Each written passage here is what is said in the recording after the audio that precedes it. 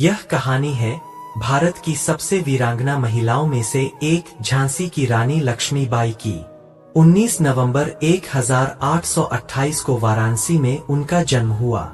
बचपन का नाम था मणिकर्णिका और सब उन्हें प्यार से मनु कहते थे। छोटी सी उम्र से ही घुड़सवारी, तलवारबाजी और युद्धकला में माहिर हो गई थीं। जहां दूसरी लड़कियां गुड़ियों से खेलती थीं, वहीं मनु घोड़े पर चढ़कर तीर चलाना और तलवार घुमाना सीखती थीं। यह साहस और लगन आगे चलकर उनके जीवन की पहचान बनी। 14 साल की उम्र में उनकी शादी झांसी के राजा गंगाधर राव से हुई और वे बन गईं लक्ष्मीबाई। लेकिन भाग्य ने कठिन परीक्षा ली। राजा गंगाधर राव का निधन हो गया और कोई वारिस न होने पर अंग्रेजों ने लैप्स पॉलिसी लगाकर झांसी हड़पने की कोशिश की। तभी रानी लक्ष्मीबाई ने अंग्रेजों के सामने डटकर कहा, मैं अपनी झांसी नहीं दूंगी। यह वाक्य केवल शब्द नहीं, बल्कि उस दौर के हर भारतीय के दिल की आवाज बन गया। रानी ने महिलाओं और आम नागरिकों तक को सैनिक बना दिया। उन्होंने अपनी सेना तैयार की। घोड़े बादल और सरंगी पर सवार होकर, दोनों हाथों में तलवारें लेकर वह दुश्मनों को चुनौती देती।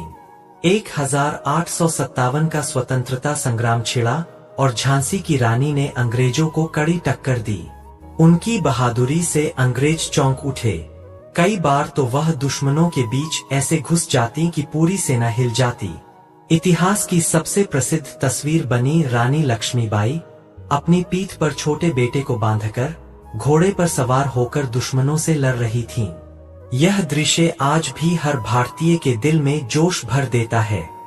जुलाई 1858 में ग्वालियर की लड़ाई हुई। रानी घायल हो गईं, लेकिन आखिरी सांस तक उन्होंने तलवार हाथ से नहीं छोड़ी। रणभूमि में शहीद हो गईं, पर अपनी झांसी अंग्रेजों को कभी नहीं सौंपी। रानी लक्ष्मीबाई ने यह साबित कर दिया कि हिम्मत उम्र या हालात पर नहीं, बल्कि जज्बे पर निर्भर करती है।